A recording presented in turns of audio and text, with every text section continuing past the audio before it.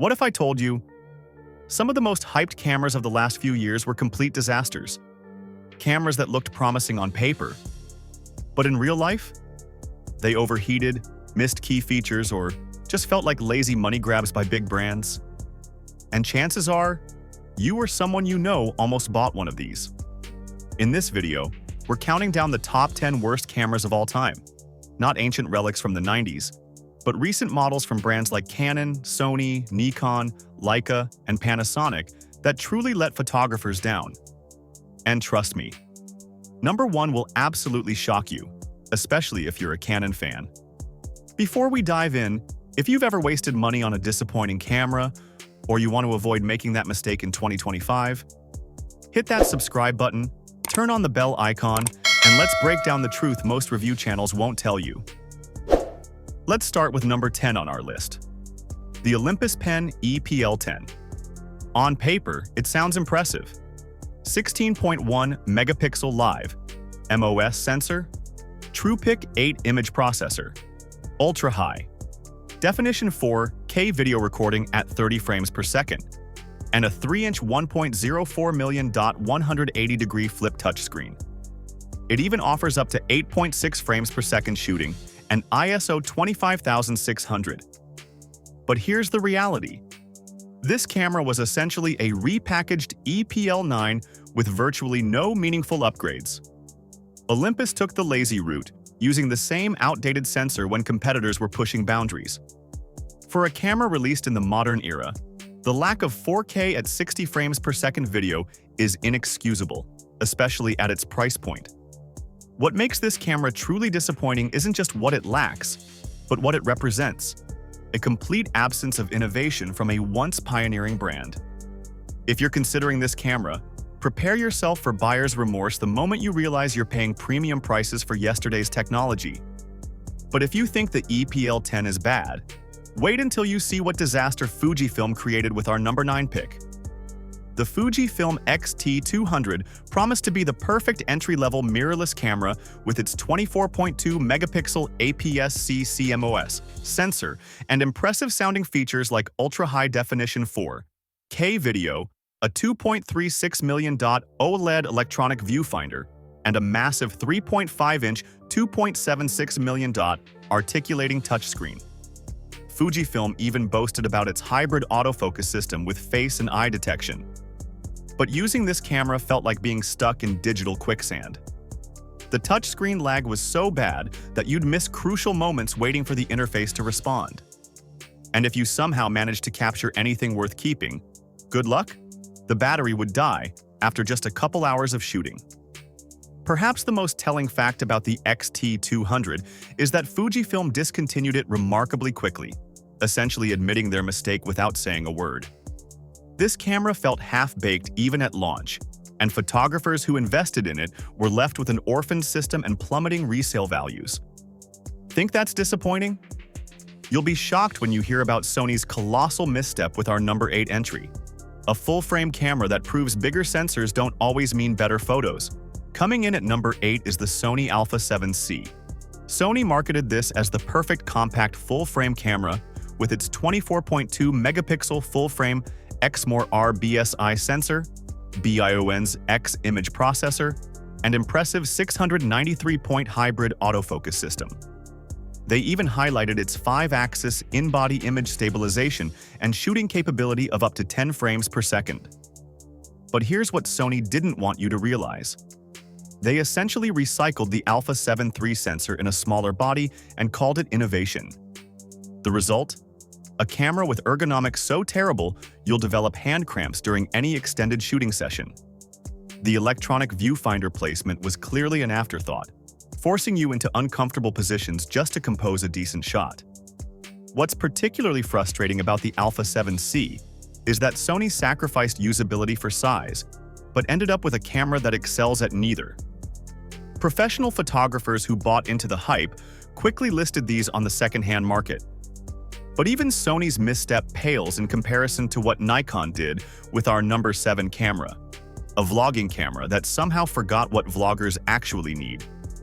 The Nikon Z30 arrived with great fanfare as Nikon's dedicated vlogging camera.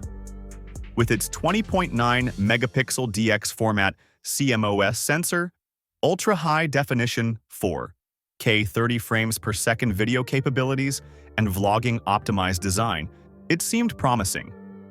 The 3-inch 1.04 million free-angle touchscreen LCD and built-in stereo microphone suggested Nikon had done their homework.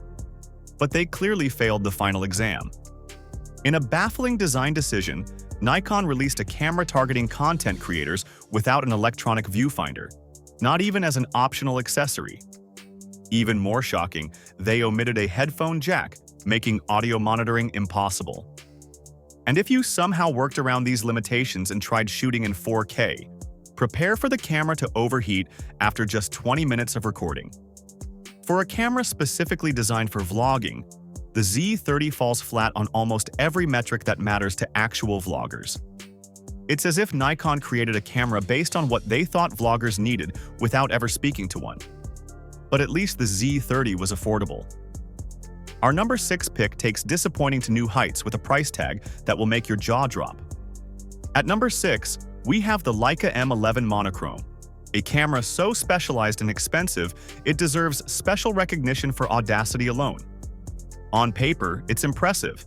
A 60-megapixel full-frame black-and-white BSI CMOS sensor with no color array or low-pass filter, triple-resolution technology, and an optical 0.73 magnification viewfinder. It even includes internal 256GB memory and ISO range from 125 to 200,000. But here's the reality check. This camera costs over $9,000 and can only shoot in black and white. Yes, you read that correctly. In an era where every smartphone can apply beautiful black and white filters, Leica released a camera that physically cannot capture color at a price point that would buy you 3 professional-grade cameras from any other manufacturer. While the technology inside is admittedly impressive, the M11 Monochrome represents photographic excess at its most extreme. Incredible technology aimed at an audience so niche it barely exists. Even dedicated Leica fans question this release. But Leica isn't alone in misjudging what photographers actually want, as you'll see with our number 5 entry from Panasonic. The Panasonic Lumix S5IIX lands at number 5 on our list. With its 24.2 megapixel full-frame CMOS sensor, impressive 6K 30 frames per second recording capabilities, and 779-point phase detection autofocus system, it seemed like Panasonic had finally created a winner. The 5-axis sensor shift image, stabilization, and weather-sealed construction promised professional reliability. But Panasonic made a critical mistake. They essentially took the already excellent S5 II and added ProRes and all-intra codecs, then slapped on a significant price increase. The problem? These additions benefited only a tiny fraction of users, while the camera still suffered from overheating issues under professional workflows. Precisely the high-end users those codecs were meant to attract. This pricing strategy backfired spectacularly, with many photographers feeling the price bump wasn't justified for features they'd rarely, if ever, use. But if you think Panasonic misunderstood their market, wait until you hear how Canon betrayed their loyal fans with our number 4 camera, the Canon EOS M50. Mark II earns its place at number 4 through what can only be described as corporate laziness. On the surface, it offers decent specs. 24.1 megapixel APS-C CMOS sensor, Digic 8 image processor, ultra-high definition, 4K video recording, and dual-pixel CMOS autofocus with eye detect autofocus. The 2.36 million OLED electronic viewfinder and 3.0-inch 1.04 million vari angle. Touchscreen seemed reasonable too. But Canon essentially repackaged the original M50 with minimal updates and pretended it was a new camera. The Mark II still lacked 4K 60 frames per second recording, still imposed a severe crop in 4K mode, and, most egregiously, still used the EF-M mount that Canon was actively phasing out in favor of their RF mount system. This camera wasn't just disappointing.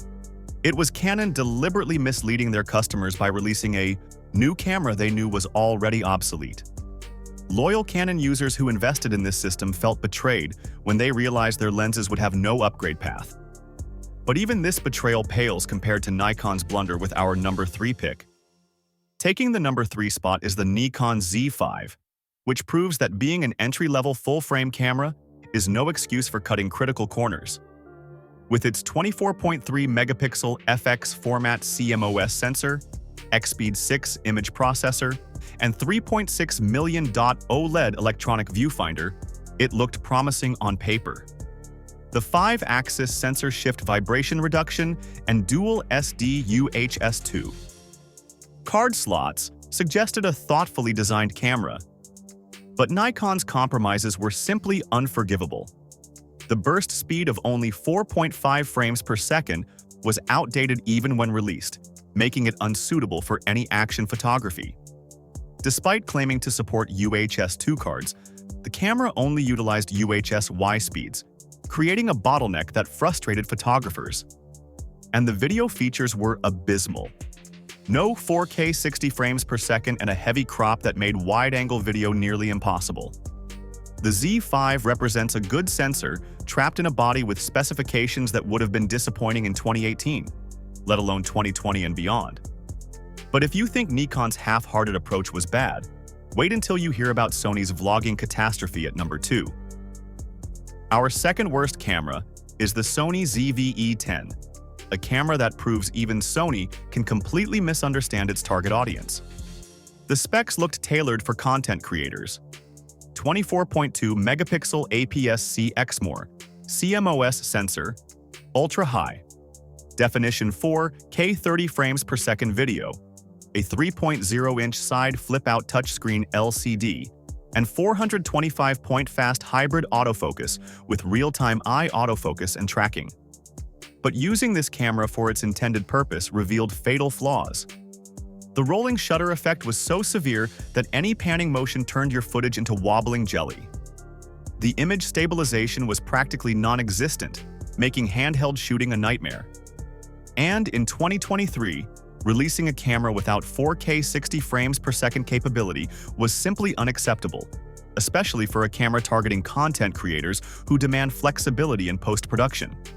Sony created a camera that was fine for absolute beginners, but quickly became frustrating as users developed their skills, essentially ensuring their customers would outgrow it within months. But even Sony's misstep can't compare to the absolute disaster that Canon unleashed with our number 1 worst camera. And finally, we reach number 1, the Canon EOS R100, a camera so disappointing it deserves a special place in the Photography Hall of Shame. The specifications tell only part of the story. 24.1-megapixel APS-C CMOS sensor, Digic 8. Image processor 4K 24 frames per second. Video with crop, and dual-pixel CMOS autofocus with 143 autofocus zones. What makes this camera truly terrible isn't just one flaw. It's a perfect storm of compromises that render it nearly unusable for serious photography or videography. Let me count the ways Canon failed with this model. There's no 24 frames per second option in 4K, which is a deal-breaker for filmmakers. The 4K video comes with a heavy crop that makes wide-angle shooting impossible. Most shockingly, Canon disabled their signature dual-pixel autofocus in 4K mode, the very technology that made their cameras popular with video creators. The list of omissions continues with no microphone jack and no headphone jack, making professional audio impossible. The electronic viewfinder offers no flexibility for different shooting angles. This camera feels more like a stripped-down DSLR from 2015 than a modern mirrorless camera released in the 2020s. Canon defenders called it a beginner camera, but even beginners deserve a camera that won't immediately limit their creative growth. Many reviewers rightfully called it Canon's laziest camera ever, and the market responded accordingly. The R100 can now be found heavily discounted because nobody wants it at full price. If there's one camera on this list you should avoid at all costs, this is it. And there you have it, the top 10 worst cameras of all time. Some failed to meet expectations. Others were rushed, overpriced, or simply outdated the moment they launched. But one thing is clear: no matter how big the brand, Even the giants drop the ball sometimes. What do you think? Did your camera make this list? Or do you disagree with any of these picks? I want to hear your thoughts in the comments, especially about that Canon EOS R100 at number 1. If you enjoyed this breakdown and want more truth bombs about underrated cameras, check out this next video right here on the screen where we reveal the top 10 most underrated cameras in 2025. Don't forget to like, share, and subscribe to Buyer Blitz, where we cut through the hype.